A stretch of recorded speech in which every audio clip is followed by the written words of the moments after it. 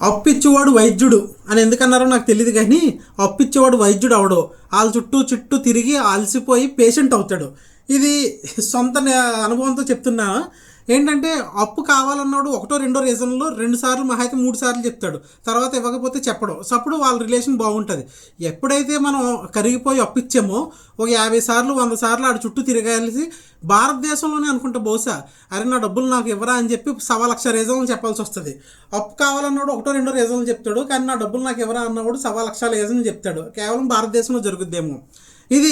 అప్పిచ్చే వాళ్ళు నిజంగా చాలామంది ఎంత ఇబ్బంది పడతారండి. అంటే వాళ్ళు సర్లే పాపం ఏదో అవసరానికి కావాలన్నాడు కదా, లేదంటే హాస్పిటల్కి కావాలన్నాడు కదా అని ఏదోలాగే ఇస్తారు.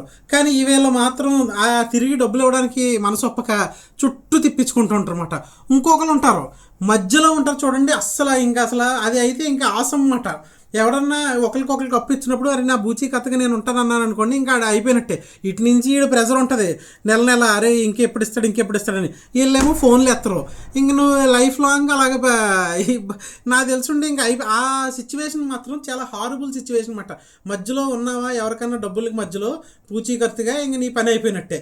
ఇది చాలామంది మీ లైఫ్లో మీరు అనుభవించి ఉంటారు. మీరు ఏ రకమైన సందర్భం అనుభవించారో కామెంట్ రూపంలో అయితే తెలియచేయండి.